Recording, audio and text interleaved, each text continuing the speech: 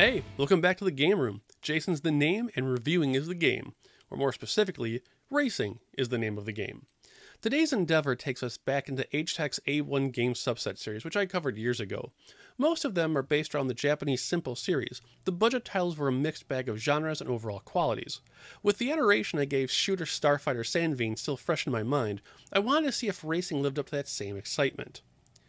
Originally released in Japan as Simple 1500 Series Volume 13, The Race, Agetec's translation comes over to America as just literally racing, harking back to the days of the Atari 2600 and television when one-word descriptions were all you needed.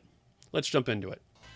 From the waving checkerboard flag and the controllable car icon, it's fairly obvious racing is going for the Ridge Racer crowd. Players will start the game with one car which offers manual or auto transmission, grip or drift tires, and then your choice of the long or short track. The short track is your standard racetrack layout complete with copy and pasted trees and spectator stands. The long track is more in line with the previously mentioned Ridge Racer, with its city buildings and extremely tight tunnels. And that's it. Just the two tracks encompass everything you'll be doing in racing. It doesn't sound like much, but trust me, there are layers to this onion. One of the things working against racing right from the start is it's a budget title. Coming out of the gate at a measly $10 would already paint it into a corner, especially with no big names attached to it. The starting car is relatively slower than other racing games' rookie vehicle, but there's a reason for that, intentional or not. To unlock the mid-level car, known as Pro, you will need to place first in both novice races. Unlocking the extreme level car will require you place first in both Pro level stages. Once all three cars are available, placing first in both extreme levels will grant you the mirror mode for the long track. This will provide 3 challenges per car. Before we dive into the next unlockable, let's get a survey of the game's individual sections. Graphically speaking, racing is neither bad nor outstanding, but it does provide an admirable level of detail for the entry cost. The short track has nice little details to it with the housing, water, and various fences and dividers found throughout. The long city stage takes nods from various locations to create a very tight, very curvy adventure for would-be drivers. Every hard turn is clearly marked, with various decor found along the road. Of merit are the cars themselves. Tamsoft could have easily just slapped on some solid color textures and called it a day, but the vehicles are really nicely detailed both in paint style and all the little advertising details. Agetec even replaced many of the in-game billboards with their own American counterpart, though the spoiler on the extreme level car is unfortunately backwards. The only real fault the graphics have is a bizarre issue in the draw distance. Every so often, at the very peak of the viewing distance, the road textures will just barely disappear, causing you to see right through the track to the background texture. It's enough to catch your attention, but not enough to ruin the experience, especially when AAA games like Ridge Racer suffer the same issue, sometimes even worse. Sound is standard stuff, though it feels like the car's engine noises could have been dialed back just a little bit, especially if you're pushing too far between gears. Background music is straight out of the Japanese racing game handbook. From a control standpoint, specifically for me, driving games are always hard to judge when it comes to how the cars manage. I've never raced cars in real life, so deciding if the experience is authentic or not is lost on me. I just want to hit the gas and go.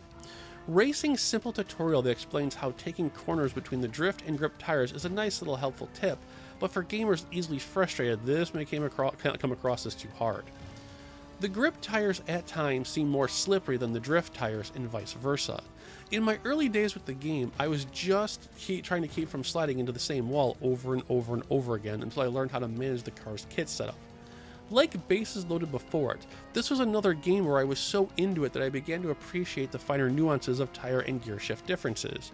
Racing presents the first time in over 35 years of gaming that I legitimately learned how to use a manual shifter to gain those desperately needed seconds to pull out the win. Which leads me back to the game's playability.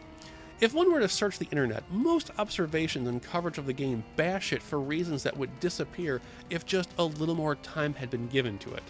The game can be unforgiving if you try and power slide through it rather than make speed adjustments and learn what speed is truly needed. This observation and speed handling is, if you'll pardon the pun, extremely obvious in the extreme level difficulty. Despite the car's max speed, players don't need to floor the gas pedal. Keeping it balanced at 160 miles per hour range while being gentle with the brake pedal will provide enough control to plow through the stages. There is something curious going on with the mirrored long track, however, and I need to know if it's just me. On extreme difficulty, reversed, there is a stretch by the grandstands that unless you are insanely gentle on the gas pedal, you will spin out every time. What makes it peculiar is that this part of the track is practically a straight line with minimum curvature. I'm theorizing that maybe the tire spinning physics is getting thrown off by a grass texture, but that's just me. A minor complaint, but a giant issue when it comes to the higher level attempts. Circling back, literally, to the next unlockable is where racing will provide the greatest challenge for those daring to enter. Once you have a mirrored long track unlocked and finish first in all 3 difficulties, you'll unlock Rally Mode. Think of this as the insanity difficulty level of the game. Here you must race all 3 tracks, short, long, and mirrored, in one attempt. You don't even need to place, you just need to finish all 3 races before the timer runs out. The problem is that the game gives you quite literally only enough time to finish it. Any single screw up, any single second lost due to slowdown for a turn, and you're retired from the race. To make matters worse, there's no continue option between tracks, and you can't change your transmission or tire kit before the race. So if you lose on the last lap of the 3rd track, it's all the way back to lap 1 of track 1 for you. Rally mode is practically impossible using the automatic transmission, and it's here where you'll need to learn how to use manual shifting to scrape every second out of the timer. As a general tip, if you have less than 3 seconds before the next lap, it's pretty much game over. There's a nice little touch in the game's high scores table that really isn't mentioned anywhere, but the game has a real working mileage counter that records every kilometer you drive. You can see the tracker in the lower left of your speedometer, and then in the high scores menu see the total amount you've raced. To put this total in perspective for the viewer, the short track is 3 kilometers total. I have been playing a lot. At the time of writing this review, I have only Pro and Extreme Rally levels to finish, and that should be the last thing before supposedly unlocking the rival car in the game. That's something else I should bring up, is that the game's packaging is extremely vague and unfortunately wrong with its information. First, the original printing claims it's possible for 2 people to play. That's a typo. It's a single-player game, which was corrected in a reprinting of the game that was included in the Tomo Value Pack. Second, the back of the box claims that there are a total of 6 cars to choose from, 2 hidden! This equation works only if they count each level as 2 cars due to the 2 different transmissions. But then, if that's the case, in reality I'm only going to be unlocking 1 car with 2 transmission options. This is fine until you get to the back of the Tomo Value Box Pack, and dear God is it wrong! None of the 4 racing options are included in this game, and you certainly can't select course conditions, much less choose classes of cars. The amount of misinformation is hilarious, and it makes me wonder if it wasn't intended for a different game, because there is no way it was meant for racing. Hilarity and proofreading aside, when it comes down to it, the general question is racing a good game or not? That can be answered by exploring a statement I made on Twitter a while ago. Months ago, I gave up on the original Need for Speed because no matter how perfect a race I ran, I was always in 6th place.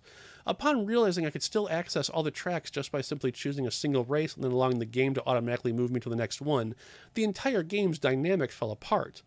A game where perfection is rewarded with 6th place, but still being allowed to play the entire game is like having Disney World all to yourself, but you still have to sit 6 cars back on every ride.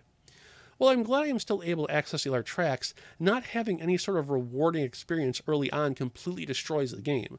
Here in racing, despite it being a budget title with packing typos and a severe lack of options, the game became more and more addicting as I progressed through it. Upon finishing the extreme level, I fist pumped and shouted in celebration. With that unlocking the mirror mode, I tackled that right away. When the rally mode was revealed, it was like having a whole different game tossed into the system.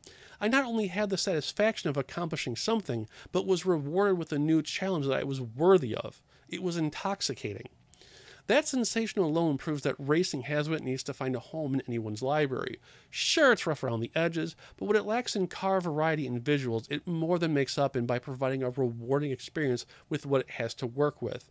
And that's really all you can ask of a video game. While the ledger balances itself out as an average 5 out of 10 on the review scale, the half that made it on is the most important one.